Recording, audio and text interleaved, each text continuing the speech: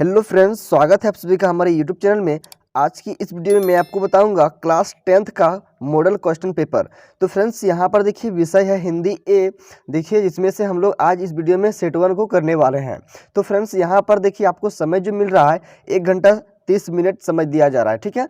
और देखिए पूर्णांक की बात करें तो ये आपका पूर्णांक टोटल है 40 का, ठीक है। तो चलिए आगे देखते हैं इसमें निर्देश क्या कह रहा है। इसमें देखिए सामान्य निर्देश में दिया हुआ है परीक्षार्थी यथासंभव अपने भाषा शैली में उत्तर दें। फिर आगे देखिए यहाँ पर कहता है इस प्रश्न पत्र के 4 खंड है, मतलब इसको 4 सेक्शन में इसको डिवाइड किया है, ठीक है। सभी खंड के प्रश्नों का उत्तर देना अनिवार्य है। फिर आगे देखिए सभी प्रश्न के निर्धारित अंक उसके सामने उपांत में अंकित है। प्रश्नों के उत्तर उसके साथ दिए निर्देशों के आलोक में ही लिखें। फिर आगे देखिए यहाँ पर कहता है 2 अंक के प्रश्नों के उत्तर लगभग 20 शब्दों में, 3 अंक के प्रश्नों के उत्तर लगभग 50 शब्दों में, और यहाँ पर देखिए 5 अंक के प्रश्नों के उत्तर लगभग 150 शब्द में लिखें। तो चलिए आगे हम लोग देख लेते हैं। यहाँ पर देखिए खंड क में अपठित बोध है। इसमें देखिए कहता है नीचे दिए गए गद्यांश को ध्यानपूर्वक पढ़कर दिए गए प्रश्नों के उत्तर संक्षेप में दीजिए। तो फ्रेंड्स यहाँ पर देखिए एक यहाँ पर पैसेज दिया हुआ है, ठीक है। इसे आपको पढ़ना है एकदम ध्यान से, और इसी से नीचे प्रश्न दिया गया है, उस प्रश्न का उत्तर देना है। तो यहाँ पर देखिए फ्रेंड्स लिखा है मनोविज्ञान आज पूरी तरह से व्यवसाय बन चुका है। जीवन के हर क्षेत्र में मनोवैज्ञानिकों की आवश्यकता महसूस की जा रही है। चिकित्सा, शिक्षा, खेल जगत और कॉरपोरेट जगत के अतिरिक्त कई क्षेत्रों में मनोवैज्ञानिक कार्यरत हैं। फिर देखिए आगे कहता है मनोवैज्ञानिक बुद्धि, अभिरुचियों, संवेगों और समूचे व्यक्तित्व को आंकने के लिए मापदंड बनाता है। इन्हें बनाने के लिए वैज्ञानिक विधियों से अनुसंधान किए जाते हैं। फिर इन मापदंडों की वैधता को भी सत्यापित करना पड़ता है। मनोविज्ञान पशुओं पक्षियों के व्यवहार का भी विधिवत अध्ययन करता है। वह यह जानने की कोशिश करता है कि कबूतर को ही संचार का माध्यम क्यों बनाया गया, किसी और पक्षी को क्यों नहीं।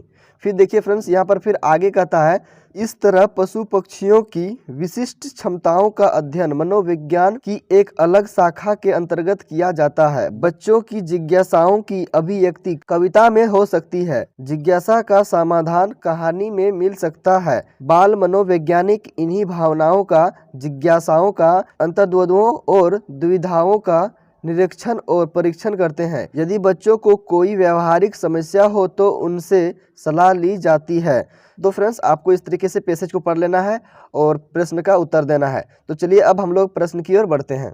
तो फ्रेंड्स यहाँ देखिए पहला प्रश्न कहता है मनोविज्ञान किसके लिए मापदंड बनाता है। तो फ्रेंड्स इसका उत्तर लिखिए यहाँ से मनोविज्ञान बुद्धि, अभिरुचि, संवेगों और समूचे व्यक्तित्व को आंकने के लिए मापदंड बनाता है। ठीक है, ये हो जाएगा इसका उत्तर। तो आप इसे नोट कर लीजिए। फिर आगे देखिए अगला प्रश्न कहता है बाल मनोवैज्ञानिक क्या करते हैं। तो इसका उत्तर लिखिए बाल मनोवैज्ञानिक भावनाओं का, जिज्ञासाओं का, अंतर्द्वंद्वों और द्विधाओं का निरीक्षण और परीक्षण करते हैं। तो ये हो गया इसका उत्तर, आप इसे नोट कर लीजिए। चलिए अब आगे देखते हैं 3 नंबर का प्रश्न। इसमें देखिए कहता है इस गद्यांश का शीर्षक दीजिए।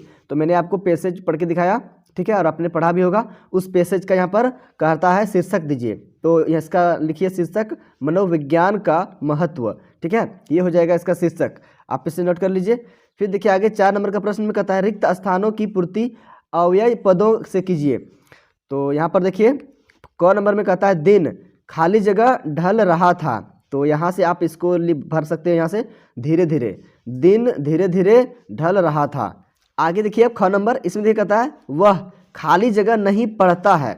तो आप यहाँ पर भर दीजिए बिल्कुल, वह बिल्कुल नहीं पढ़ता है। ठीक है, तो इस तरीके से आप इसे भर लीजिए, ये व्याकरण का था। चलिए अब आगे देखते हैं। यहाँ अथवा में फिर दिया है, इसमें कहता है देखिए उसको करना है या फिर यहाँ पर अथवा में करना है अव्यय की परिभाषा लिखें। ठीक है, तो आप इसे कीजिए या फिर इसको कीजिए। अथवा में जो है अव्यय की परिभाषा लिखने कहा है यहाँ पर, तो इसको करना है, दोनों में से किसी एक को करना है। तो यहाँ देखिए इसका उत्तर हो जाएगा अव्यय उन शब्दों को कहते हैं जिनमें लिंग, वचन, पुरुष आदि के कारण कभी कोई परिवर्तन नहीं होता है। ठीक है, तो इसको हम लोग क्या बोलेंगे, तो इसको अव्यय बोलेंगे।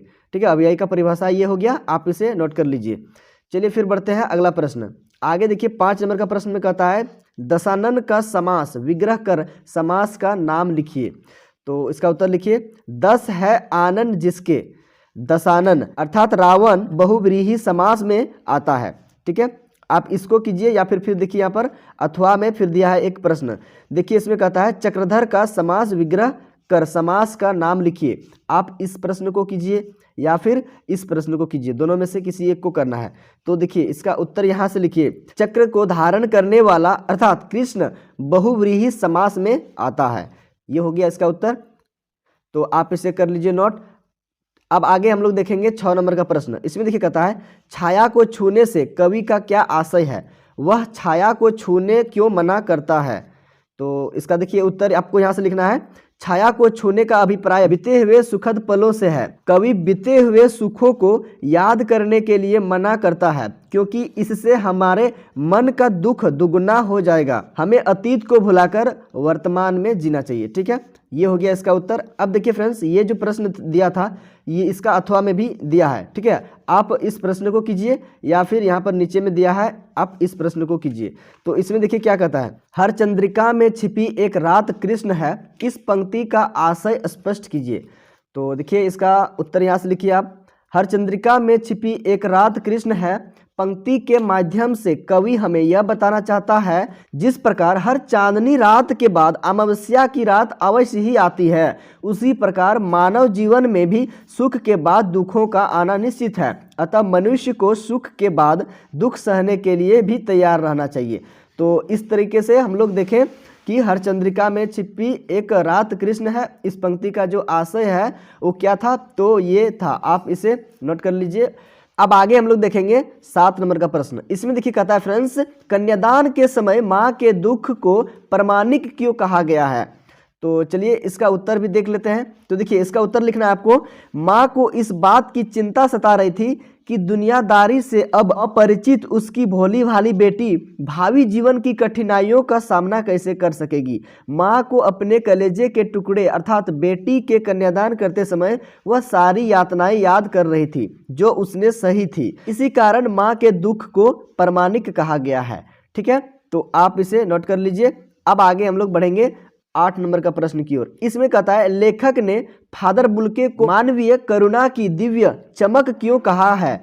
तो देखिए इसका उत्तर लिखना है आपको, फादर बुल्के के मन में अपने प्रियजनों के लिए असीम ममता और अपनत्व था, इसलिए लेखक ने फादर बुल्के को मानवीय करुणा की दिव्य चमक कहा है। वह देवदार के पेड़ के समान अपने प्रियजनों को अपनी छत्रछाया प्रदान करते थे। ठीक है, अब देखिए फ्रेंड्स, यहाँ पर इस प्रश्न का अथवा में भी प्रश्न है, तो आप इस प्रश्न को कीजिए या फिर इस प्रश्न को कीजिए। तो यहाँ पर देखिए अथवा में दिया है ये प्रश्न। इसमें कहता है लेखिका मन्नू भंडारी के व्यक्तित्व पर किन किन व्यक्तियों का किस रूप में प्रभाव पड़ा। तो देखिए इसका उत्तर आपको लिखना है यहाँ से, लेखिका के व्यक्तित्व पर उनके माता पिता का प्रभाव पड़ा। माँ से उन्होंने सहनशीलता सीखे और अपने पिता से जिद। अपने पिता से ही उन्होंने इस बात के लिए प्रोत्साहन मिला था कि रसोई की 4 दीवारी से निकलकर बाहर की दुनिया के बारे में पता किया जाए। ठीक है, तो ये इसका उत्तर हो गया, आप इसे नोट कर लीजिए। अब आगे हम लोग देखेंगे 9 नंबर का प्रश्न। इसमें देखिए कहता है सुशीर वाद्य से क्या अभिप्राय है। शहनाई को सुशीर वाद्य में शाह की उपाधि क्यों दी गई होगी। तो इसका उत्तर लिखिए, फूंककर बजाए जाने वाले वाद्य यंत्र को सुशीर वाद्य कहते हैं। शहनाई एक अत्यंत मधुर स्वर उत्पन्न करने वाला वाद्य है। फूंककर बजाए जाने वाले वाद्यों में कोई भी वाद्य ऐसा नहीं है जिसके स्वर में इतनी मधुरता हो। शहनाई में समस्त राग रागनियों को आकर्षक सुरों में बांधा जा सकता है, इसलिए शहनाई की तुलना में अन्य कोई सुशीर वाद्य नहीं टिकता और इसीलिए शहनाई को सुशीर वाद्य यंत्र में शाह की उपाधि दी गई है। तो फ्रेंड्स आप इसे नोट कर लीजिए। अब आगे हम लोग देखेंगे 10 नंबर का प्रश्न। इसमें देखिए कहता है जॉर्ज पंचम की लाट की नाक को पुनः लगाने के लिए मूर्तिकार ने क्या क्या यत्न किए। तो देखिए इसमें क्या क्या इन्होंने यत्न किया है। तो यहाँ पर देखिए इसका उत्तर में लिखना है आपको, जॉर्ज पंचम की लाट की नाक को लगाने के लिए मूर्तिकार ने अपने अनेक प्रयत्न किए। उसने सबसे पहले उस पत्थर को खोजने का प्रयत्न किया जिससे वह मूर्ति बनी थी। इसके लिए पहले उसने सरकारी फाइलें ढूंढवाई, फिर भारत के सभी पहाड़ों और पत्थर की खानों का दौरा किया। इस तरीके से जॉर्ज पंचम की लाट की नाक को पुनः लगवाने के लिए मूर्तिकार ने ये यत्न किए हैं। ठीक है, तो आप इसे नोट कर लीजिए। अब आगे हम लोग देखेंगे 11 नंबर का प्रश्न। इसमें देखिए फ्रेंड्स क्या कहता है, तो यहाँ पर इसमें 11 नंबर का प्रश्न में कहता है अपने क्षेत्र में पार्क विकसित करने के लिए निगम अधिकारी को पत्र लिखिए। निगम अधिकारी के पास आपको यहाँ पर एक पत्र लिखने कहता है। तो देखिए सबसे पहले आपको क्या करना है, लिखना है सेवा में श्रीमान नगर निगम पदाधिकारी गोड्डा। यहाँ पर आप कोई भी जिला ले सकते हैं, ठीक है। फिर आगे देखिए विषय के बारे में लिखना है पार्क विकसित करने के संबंध में। उसके बाद लिखना है आपको, देखिए आगे है, देखिए महाशय सविनय निवेदन यह है कि मैं संजय कुमार गोड्डा का रहने वाला हूं। विशेष बात यह है कि मेरे यहाँ एक अति सुंदर स्थान है जहां पर पार्क का निर्माण किया जा सकता है, ठीक है। इस तरीके से लिखना है आपको। आगे फिर देखिए लिखना है अतः श्रीमान से नम्र निवेदन है कि आप यहां आकर निरीक्षण कर पार्क का निर्माण कार्य करने की कृपा करें। इस तरीके से आपको यहां पर लिख देना है। उसके बाद आपको लिखना है आपका भावदीय नाम संजय कुमार, इस तरीके से लिख देना है। यहाँ पर अथवा में और एक पत्र आपको यहाँ पर दिया है, ठीक है, आप उसको लिखिए या फिर इसे लिखिए। देखिए इसमें कहता है छात्रावास में रहने वाली अपनी बहन को समय का सदुपयोग करने की सलाह देते हुए पत्र लिखिए। तो ठीक है, आपका बहन हॉस्टल में रह रही है तो उसको आप समय का कैसे पालन करना चाहिए, समय का महत्व के बारे में बताना है कि आपको समय बर्बाद नहीं करना है, उसके लिए आपको पत्र लिखना है, ठीक है। तो देखिए यहाँ पर आपको सबसे पहले लिखना है मोहराबादी रांची दिनांक 5 फरवरी 2022 प्रिय सती, ठीक है, शुभाशीष, इस तरीके से आपको लिख देना है।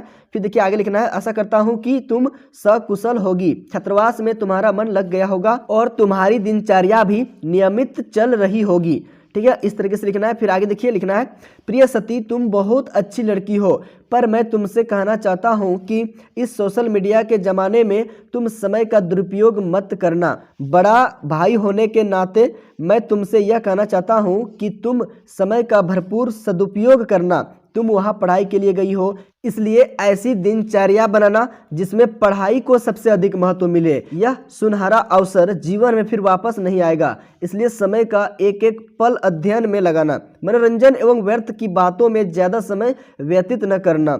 अपनी रचनात्मक रुचियों का विस्तार करना। खेल कूद को भी पढ़ाई जितना ही महत्व देना।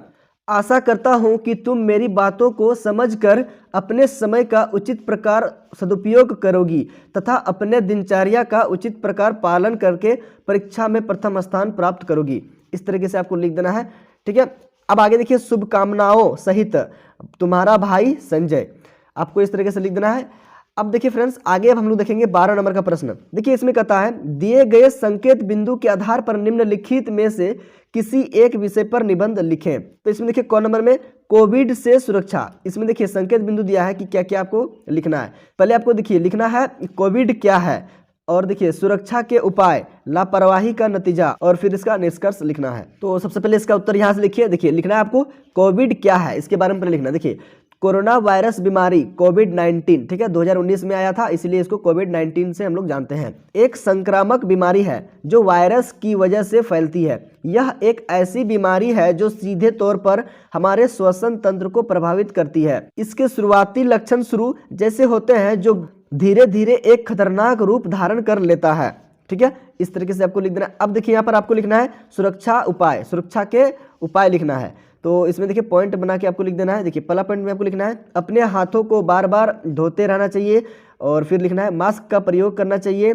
फिर लिखना है 2 गज की दूरी बनाए रखना चाहिए, भीड़ भाड़ वाले इलाकों में नहीं जाना चाहिए, और फिर सैनिटाइजर का प्रयोग करना चाहिए, लोगों से हाथ नहीं मिलाना चाहिए। अगला पॉइंट लिखिए वैक्सीन के सभी डोज जरूर लगा लेना चाहिए, ठीक है, इस तरीके से लिख देना है आपको। अब देखिए लापरवाही का नतीजा, कोरोना वायरस से लापरवाही किया जाए तो यह किसी को भी हो सकता है और स्थिति बिगड़ने पर लोगों की जान भी जा सकती है, ठीक है, तो लापरवाही भी नहीं करना चाहिए। तो चलिए अब आगे हम लोग निष्कर्ष को देखते हैं। तो देखिए फ्रेंड्स निष्कर्ष में आपको लिखना है कोरोना वायरस एक खतरनाक संक्रामक रोग है। यह अधिकतर कम प्रतिरोधक क्षमता वाले लोगों को अपने चपेट में लेती है, इसलिए इस रोग से बचने के लिए अपनी प्रतिरोधक क्षमता को मजबूत करना चाहिए तथा साथ ही साथ सरकार द्वारा जारी की गई गाइडलाइन का पालन करना चाहिए, ठीक है, इस तरीके से आपको यहाँ पर लिख देना है। अब आगे हम लोग देखेंगे 13 नंबर का प्रश्न, और ये इस सेट का अंतिम प्रश्न है। इसमें देखिए कहता है स्वास्थ्य वर्धक पेय सामग्री बनाने वाली कंपनी की ओर से लगभग 50 शब्दों में विज्ञापन लिखिए। तो इसमें आपको एक विज्ञापन लिखना है। तो जैसे यहाँ पर आप इसको रख दीजिए नाम ताजा। अब देखिए इसको लिखना क्या है, देखिए मीठे और ताजे फलों का स्वाद एक बार खाओगे तो बार बार करोगे याद। थकावट भरी जिंदगी में आपको हर वक्त ताजगी का एहसास कराए। मीठे ताजे शुद्ध पेड़ से तोड़े हुए फलों का स्वाद अब हर वक्त आपके पास। इस तरीके से आपको एडवर्टीजमेंट लिख देना है, विज्ञापन लिख देना है, ठीक है। और यहाँ पर नीचे फिर लिख दीजिए, देखिए ऐसे लिखना है, आज ही अपने नज़दीकी स्टोर से खरीदें, और यहाँ पर वेबसाइट यहाँ पर दे दीजिए और फिर फ़ोन नंबर दे दीजिए। इस तरीके से आप विज्ञापन लिख सकते हैं। तो फ्रेंड्स उम्मीद करते हैं कि ये वीडियो आपको अच्छा लगा होगा, तो वीडियो को लाइक जरूर कीजिएगा। चैनल पर पहली बार आए हैं तो चैनल को सब्सक्राइब कर लीजिएगा और बेल आइकन का नोटिफिकेशन भी ऑन कर लीजिएगा, और अपने दोस्तों के साथ इस वीडियो को शेयर भी कर दीजिएगा ताकि उसे भी इस वीडियो का लाभ मिल सके। तो फ्रेंड्स इस तरीके से आज हम लोग हिंदी का सेट 1 को कंप्लीट किए, और देखिए इससे पहले भी मैंने मैथ का, साइंस का और सोशल साइंस का अपलोड कर दिया। यदि आपने उस वीडियो को अभी तक नहीं देखे हो तो उस वीडियो को आप जाके जरूर देखिएगा। तो फ्रेंड्स मिलते हैं अब नेक्स्ट वीडियो में। Thank you for watching my video.